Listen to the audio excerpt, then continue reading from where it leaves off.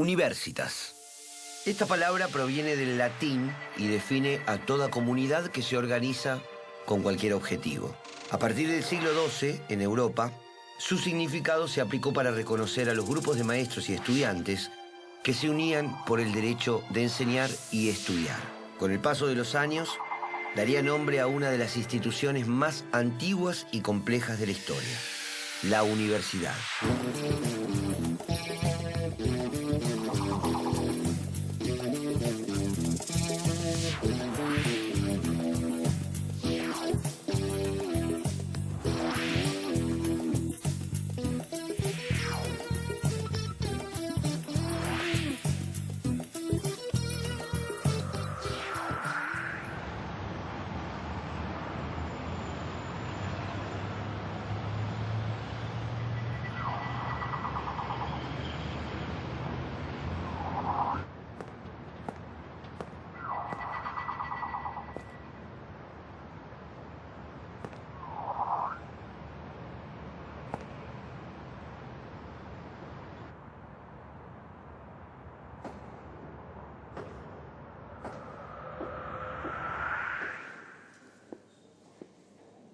El modelo de desarrollo económico en nuestro país durante los años 40 se pensó a través de la industria y eso demandó nuevos conocimientos.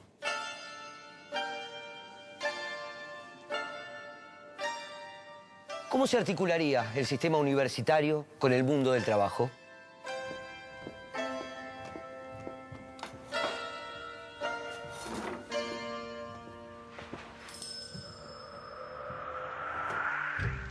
A principios de los años 40, el mundo todavía se conmocionaba con la Segunda Guerra Mundial, que dejaba una Europa devastada y con millones de muertos.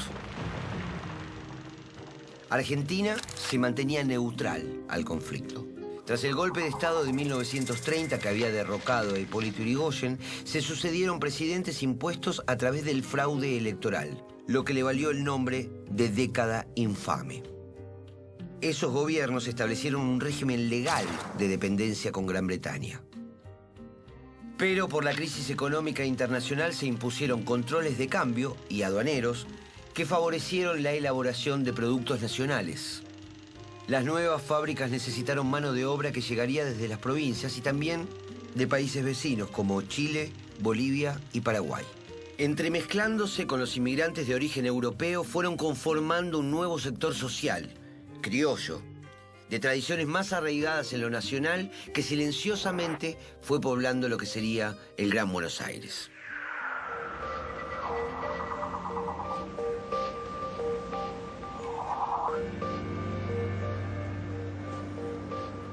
La vida universitaria durante la década infame se mantuvo dentro de las casas de estudio. Los enfrentamientos políticos vendrían por el posicionamiento ante los conflictos bélicos en Europa. La Guerra Civil Española y la Segunda Guerra Mundial harían pensar en términos de fascismo o antifascismo la política local.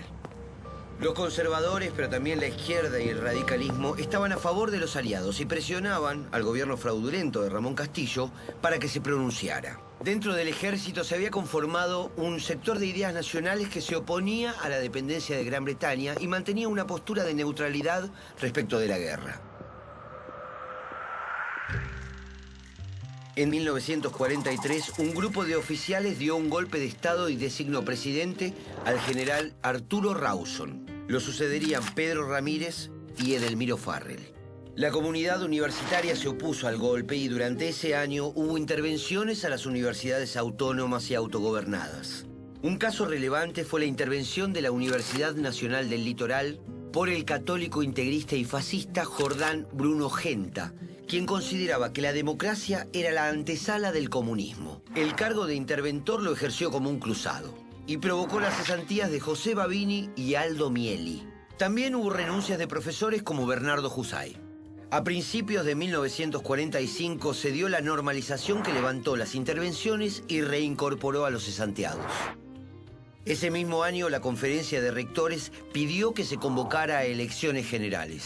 En tanto, había surgido una nueva figura política, el coronel Juan Domingo Perón, quien como secretario de Trabajo y Previsión había establecido alianzas con sindicatos y trabajadores. Por las diferencias internas en el gobierno militar, en octubre de 1945, Perón fue arrestado.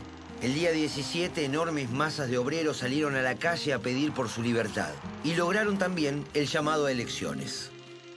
El 24 de febrero de 1946, Perón fue elegido presidente. A él se habían opuesto los demás partidos nucleados en la Unión Democrática, el embajador norteamericano Sproul Braden y gran parte del sistema universitario. Durante 1946, antes de la asunción de Perón, las universidades fueron intervenidas nuevamente. Muchos profesores decidieron renunciar. Sumados a los despidos se fueron 1.250 docentes, un tercio del total, incluidos varios integrantes de partidos de izquierda.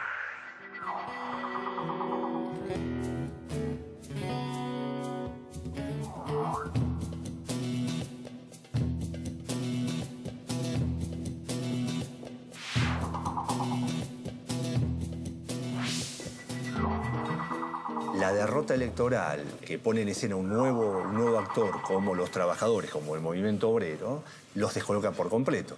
Consideraban estos intelectuales de izquierda que la clase obrera no podía haber votado a Perón, sino que tenía que votar a sus líderes naturales y sus partidos de clase, como podían ser el Partido Comunista o el Partido Socialista. El arribo de una gran sociedad de masas, un nuevo movimiento político de masas, con un liderazgo como el que lleva adelante Perón, es decir, lo lleva a redoblar los argumentos que ya habían esgrimido en alguna medida contra Hipólito Yrigoyen.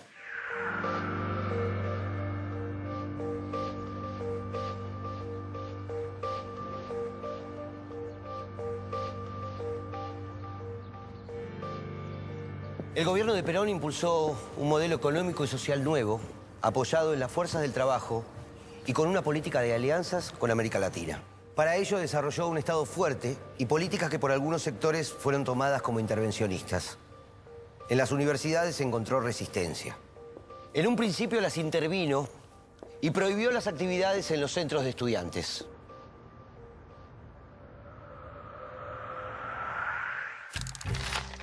Los profesores y científicos que interrumpieron su actividad universitaria por cuestiones políticas encontraron refugio en el ámbito editorial e institutos privados.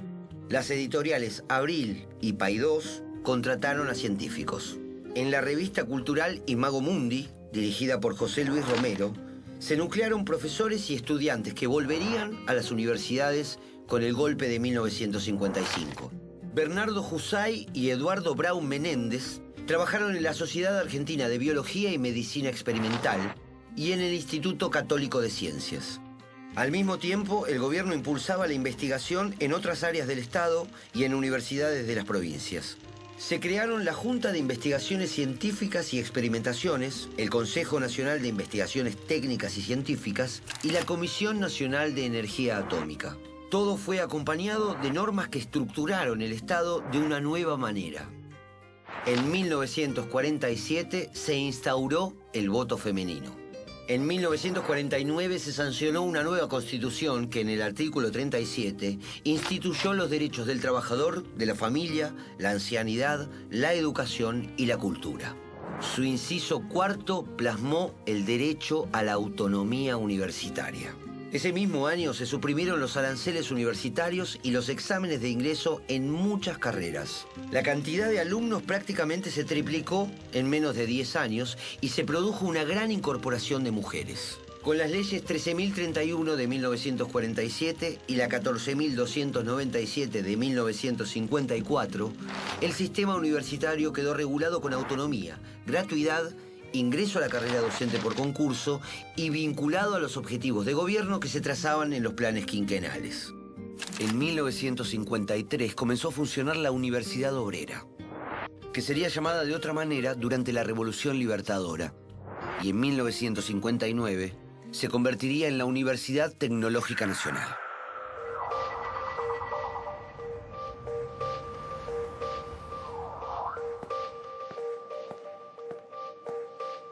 El proyecto peronista tuvo grandes oposiciones dentro de la universidad. ¿Cuáles eran y a qué se debían esos debates? El gobierno de Perón va a poner a la tecnología por delante de la ciencia y el objetivo claro de este gobierno va a ser que la ciencia y la tecnología van a tener que estar al servicio del proceso de industrialización. Y lo que se va a ver es un proceso muy interesante de aprendizaje político, de incorporación de capacidades, digámoslo así, técnico-burocráticas en el Estado, un Estado que va a tomar un rol centralizador, planificador de la economía, y la ciencia y la tecnología integradas a la política económica que va a tener como principal meta, ¿sí?, llevar adelante, primero, lo que podríamos llamar un proceso de industrialización por sustitución de importaciones de bienes de consumo, bienes durables, y el objetivo del peronismo, ya se ve en el segundo plan quinquenal, en 1952, de empezar a involucrarse con lo que podríamos decir rápidamente la industria pesada, con aeronáutica, metalmecánica y maquinarias, ferrocarriles, etcétera, ¿no? Esto va a ser disruptivo incluso. Digo, va a haber sectores. Cuando uno va al grupo de Husay o a la Asociación Argentina para el Progreso de la Ciencia, que claramente se enfrentan al gobierno de Perón durante el 46 y el 55, es decir, ahora Husay está, en algún sentido, entre comillas, atrincherado, él y su gente, en estos institutos privados. Uno lo mira desde el presente y dice, bueno, claro, eran proyectos que tenían que colisionar. Husay promueve una ciencia, como se dice en la época, una ciencia fundamental o ciencia pura. Es transformado en el escenario internacional como víctima del peronismo. El New York Times, el Washington Post hablan de la tiranía del gobierno de Perón, es decir, no se acepta a nivel internacional que lo que está ocurriendo en la Argentina es una democracia. Y Husay se presta a este juego. Es una batalla interesante en donde se están jugando dos proyectos para la ciencia y la tecnología argentina. Por un lado, una tecnología y una ciencia que tienen que acompañar el proyecto con el Estado detrás. Y del otro lado, una ciencia pura, fundamental, que cree que lo más importante son los estándares de calidad de producción de conocimiento y que eso significa entonces responder a las agendas internacionales. Hay una mirada muy ingenua de internacionalismo que se supone que la ciencia cultiva.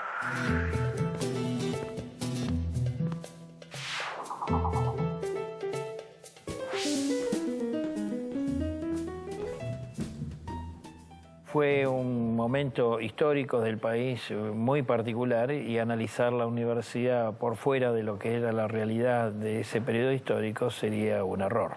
Bueno, para comprender la universidad el primer paso es entender que el país cambió, hubo una revolución.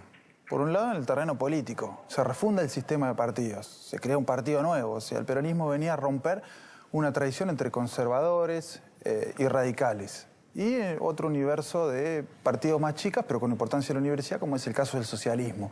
Segundo, el peronismo modifica el patrón de desarrollo nacional. Básicamente, por dos planes de gobierno, que eran los planes quinquenales, plantea lo que llama la independencia económica, muy ligada a una idea de época muy fuerte, que era la industrialización. Entonces, ¿esto qué genera hacia el seno de la universidad? Requerimiento de nuevos recursos humanos, distintos. Y después el peronismo es una revolución de contenido social. Hay una reivindicación muy fuerte del derecho de los sectores postergados históricamente en la Argentina, a la educación, a la salud y la universidad. Muchísimas contradicciones hacia quienes venían gestionando la universidad, al menos desde la década del 30. Y el peronismo plantea una solución que es transferir la nueva fuerza política, la soberanía a partir de leyes. Hay un proceso de refundación democrática que contempla la legislación universitaria.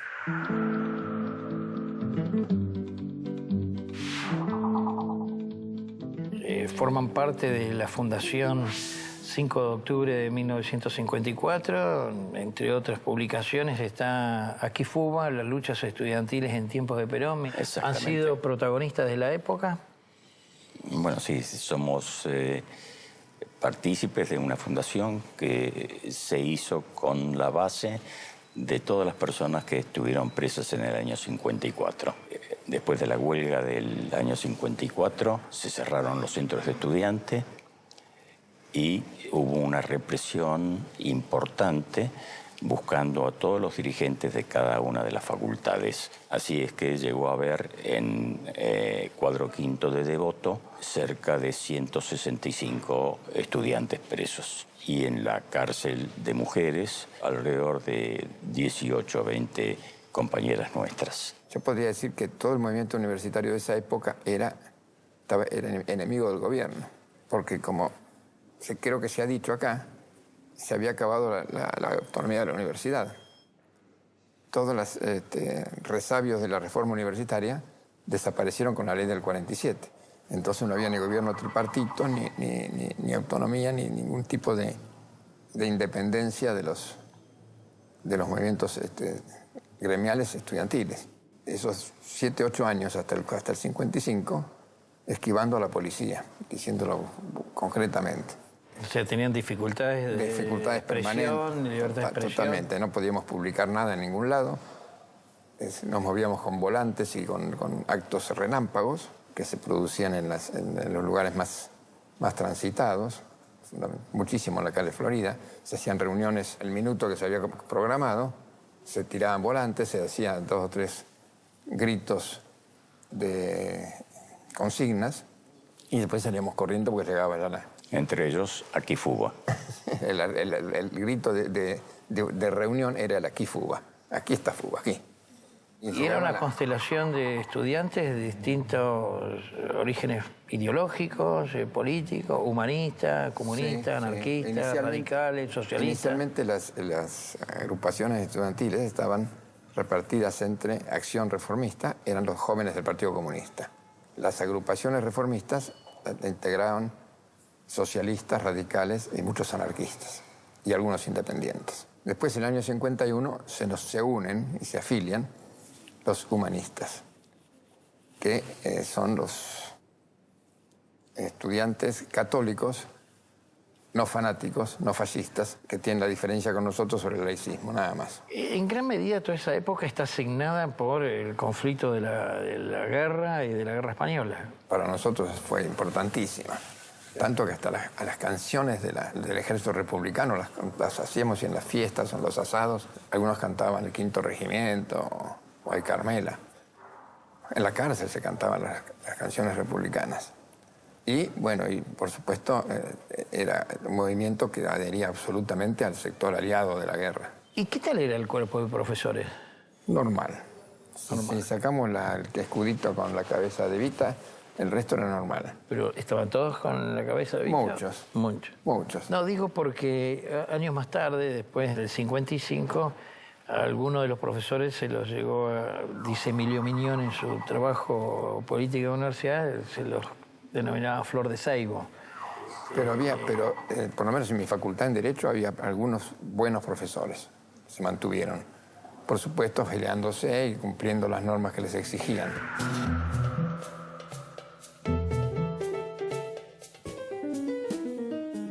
En todo caso, tus reflexiones a propósito de quiénes eran los planteles docentes de la época es bastante cuestionable, viéndolo desde una perspectiva de retrospectiva hacia atrás, digamos, esta calificación de Flor de Saibo, ¿no? Bueno, yo creo que es una forma de explicar un fenómeno que no explica nada, que es muy ideológica, que me parece que si uno hoy analiza varios libros sobre el asunto, que dan cuenta de quién enseñó, que bueno, me parece que en términos historiográficos es mentira. Uno puede ir a las ciencias exactas. Por ejemplo, Balseiro. En parte, el desarrollo de la energía atómica en Argentina se le debemos a Balseiro. Balseiro era docente en esa época. Uno dice en el terreno del derecho, buena parte de los derechos sociales modernos se los debemos a Arturo Enrique Sampay. Era docente de esa generación. Uno dice la medicina en la Argentina, en buena medida se lo debemos a Ramón Carrillo. Fue docente en el año 45 y en el año 46.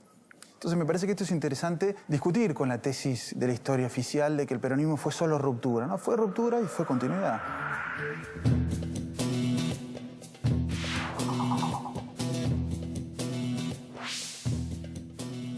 Que nos tocó vivir un momento político muy interesante y relativamente simple para comprender. ¿Por qué? Habíamos vivido la guerra. La guerra era un precedente. El fascismo no era una palabra vacía. Estar contra el fascismo era algo con la cual yo me hice a los 12 años leyéndole al abuelo socialista, leyéndole los editoriales de La Vanguardia. Prácticamente el análisis histórico, dialéctico, lo hice a los 15 años. Es decir, la vida que estaba ocurriendo, de un lado teníamos el fascismo, del otro lado teníamos la socialdemocracia y del otro lado naciendo un movimiento de tipo socialista. Ese fue el trasfondo que un estudiante tenía cuando estaba en la universidad. No era una caja vacía. Y en ese contexto, en esa criba, yo diría, pasó el peronismo. ¿Verdad? Era un movimiento nacional y popular que dentro de lo que era la formación, diríamos, era un sujeto social nuevo. El movimiento popular peronista tenía mucho más presencia en la calle que adentro de la universidad. Voy a dar para finalizar una anécdota. Estábamos con 3 amigos cuando cayó Perón, cuando se dio el golpe. Éramos militantes los 3 de izquierda, los 3 de ARDI, de la Agrupación Reformista de Ingeniería. Y me acuerdo que uno de los amigos, Raúl Gallardo, cuando vio toda la gente desfilando y los coches dando vueltas por Callao, Rivadavia, celebrando este hecho, nos miramos todos y vimos, nos llamó la atención que la gente estaba triste. Y Raúl dijo, puta, creo que a Perón lo echaron por lo que tenía de bueno.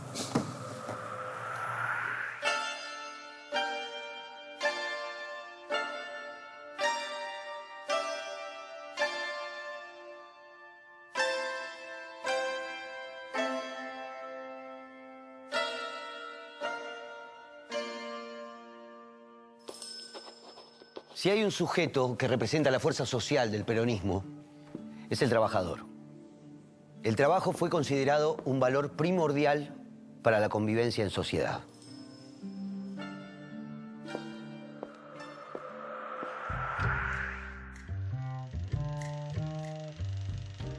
En un país que buscaba industrializarse, se crearon escuelas técnicas de nivel medio que ofrecían formación calificada para la industria y se conformó la Universidad Obrera Nacional. Allí podían concurrir trabajadores de fábrica con experiencia o quienes hubieran estudiado previamente en una escuela técnica. Los horarios se adaptaron especialmente para los obreros. Sus planes de estudio proponían especialidades como las instalaciones eléctricas, la construcción mecánica, los automóviles y la industria textil. Se obtenía el título de ingeniero de fábrica. Un antecedente de esta institución fue la Universidad Obrera Argentina, creada en 1938 por el joven socialista y filósofo Mario Bunge, junto a otros militantes de izquierda, al margen del Estado, con la intención de capacitar a la clase obrera. En otras provincias como Tucumán o Mendoza, las universidades acompañaron los objetivos de los planes quinquenales y sus logros persisten aún hoy. ¿Cómo fue esa experiencia?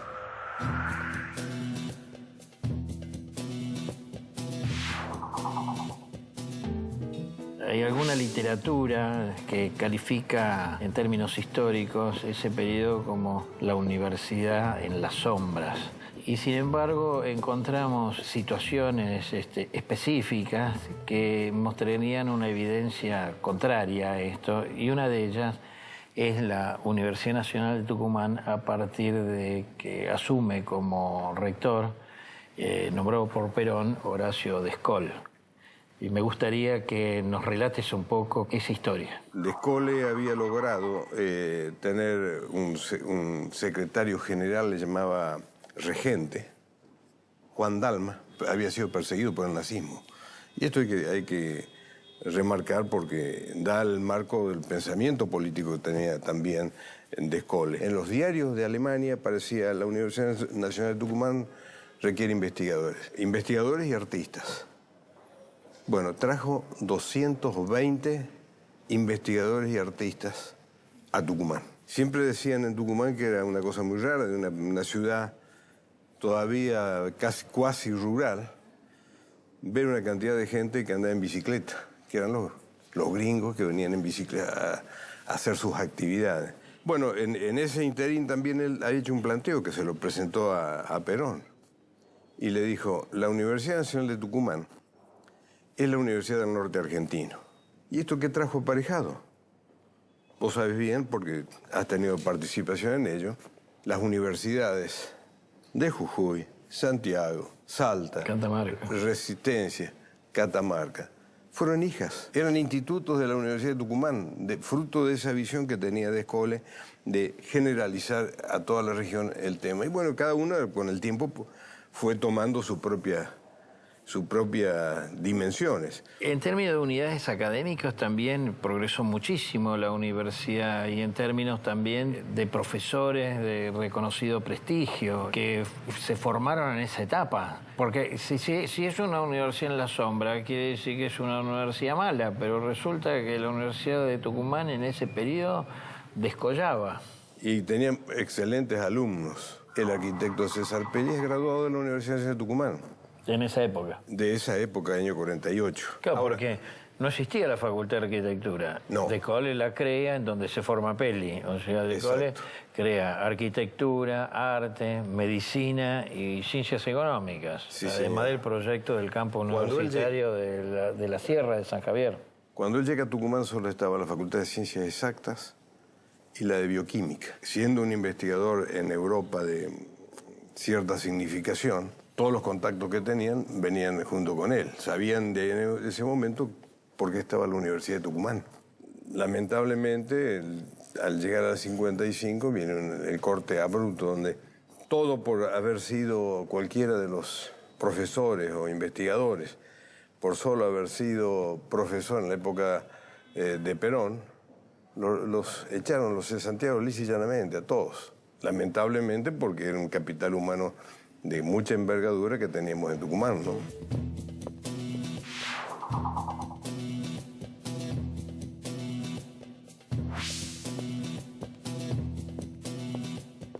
Es muy interesante, ¿no? Un gobierno que salió electo por amplia mayoría en 1946 y uno de sus consignas era: alpargatas sí, libros no. Después, en la realidad, es el gobierno que más leyes universitarias aprueba, universitarias y de educación superior, en el siglo XX. En 1940 aparece en la vida de nuestra universidad un personaje muy interesante, que es el primer rector peronista de la universidad, es el doctor Ireneo Cruz, graduado de la UBA, profesor de griego. Esta personalidad que era Ireneo Cruz, una persona como humanista muy respetado, como profesor universitario muy respetado, tenía, por decirlo simplemente, dos aristas: la arista humanista y la arista del futuro, le llamaría yo. Es el primero que crea el Instituto Superior de Estudios Políticos y Sociales, que después va a ser nuestra Facultad de Ciencias Políticas y Sociales. Pone en funcionamiento el Departamento de Investigaciones Científicas. Exacto. Y ahí se crea una muy fuerte escuela de matemáticas. Vamos a mencionar 3 nada más. Son más los matemáticos importantes. Son Barsatsky, Oscar Barsatsky. El autor del Proyecto Nacional. Klimovsky. Gregorio Klimovsky. Y Sara Antonello. Pero DIC, Departamento de Investigaciones Científicas, es cerrado en 1955 con el golpe de la denominada Libertadora. En ese momento tengamos en cuenta que, viendo el país de norte a sur, la Universidad Nacional de Cuyo era la más austral. La más austral. Es la que quedaba más cerca de Bariloche.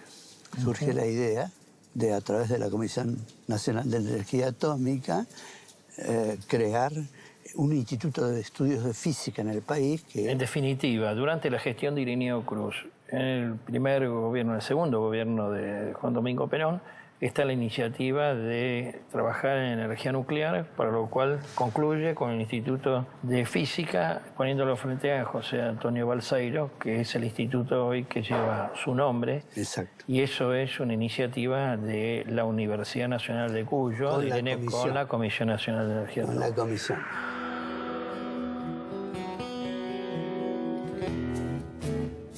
Y cuando uno lo mira retrospectivamente, da un poco de nostalgia haber perdido este impulso y este proyecto institucionalizador de este primer peronismo, porque efectivamente cuando cae Perón, el grupo de Jusay va a aparecer en escena con el gobierno de facto como el grupo que en algún sentido se embarcó y enfrentó a la tiranía peronista, y va a ser premiado, entre otras cosas, con el proyecto de CONICET. Se le va a pedir a Bernardo Jusay que elabore un proyecto para un Consejo Nacional, se va a desbaratar la Dirección Nacional de Investigaciones Científicas y Técnicas, el personal administrativo y los bienes materiales van a pasar a conformar lo que va a ser el CONICET, y se va a crear el CONICET con la firma de Aramburu y Rojas en el estatuto, en el decreto de creación. Y el CONICET se va a crear bajo la óptica o la perspectiva de ciencia pura, ciencia fundamental,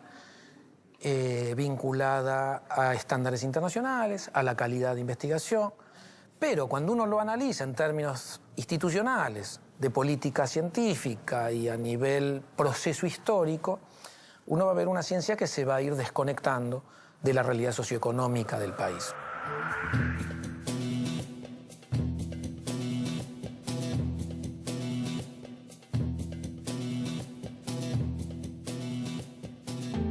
Y en general todo ese movimiento que estaba en fuga y con las distintas impresiones se pronunciaron a favor de la Libertadora. De la Libertadora. Sí, sí, totalmente. Directamente se expresaron de forma directa. Y tenemos una interpretación distinta a la de muchos intelectuales o políticos argentinos. Nosotros entendemos que no fue un golpe de Estado. Entendemos que fue verdaderamente una revolución cívico-militar, porque hubo lucha militar, hubo tropas que fueron a la calle. Sí, hubo muertos también. Hubo muertos, se peleó, amenazó con destruir las destilerías, copamiento de radios. Y la cosa más importante es que se crea la Junta Consultiva, que no es vinculante lo que resuelva, pero era un apoyo y un asesoramiento al gobierno. Esa es una discusión muy larga que tenemos siempre. Y con los mejores políticos de ese momento, ¿no? Mucho más, digamos, si nos proyectamos ya al 56 y algunos fusilamientos, sí, como claro. Valle, etcétera, ¿no? Lo de Valle fue un problema militar exclusivo, pero lo que deteriora la imagen de la Libertadora fueron los fusilamientos de José León Suárez. El José León Suárez, claro. Troller. Eso no es justificable. Y no pretendemos justificarlo. Nosotros decimos solamente que no fue un golpe de Estado, no surge de dentro del peronismo y la revolución. No es como el 30, no es como el 43. Claro, donde el ministro no es como Onganía. Como el ministro de Guerra, en general, sale a hacerle el golpe de Estado al presidente. Esa es una interpretación más jurídica, pero es así. Sí, apoyamos a la Libertadora, sí.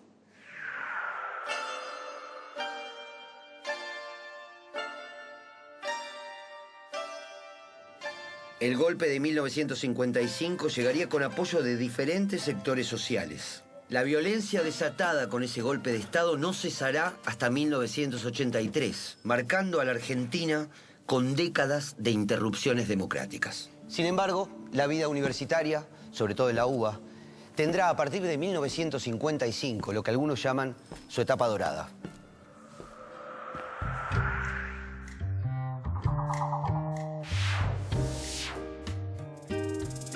El cambio fue brutal. En el 55 la universidad, a partir del 55 y de la universidad reformista que presidió primero José Luis Romero y enseguida Riccieri Frondizi, ya electo por sus pares, tuvo un cambio en lo pedagógico, en lo institucional, en lo cívico, pero fundamentalísimo. Nuestro país entendió que tenía que crear universidades privadas en el mismo momento que entendió que tenía que crear el INTA, en el mismo momento que entendió que tenía que crear el CONICET. El INTA y el CONICET son creaciones del gobierno militar. Ahora bien, en la presidencia de Frondizi se preserva el INTA y se lo desarrolla, se preserva el CONICET, y el presidente fundador del CONICET, el doctor Hussein, integraba la comitiva presidencial en los viajes al extranjero para llevar el pensamiento científico y tecnológico del país. Todo esto es una transición de una universidad donde había muy poca investigación, como la conocemos hoy, digamos, con profesores que tienen grupos de investigación activos en las universidades, en la facultad.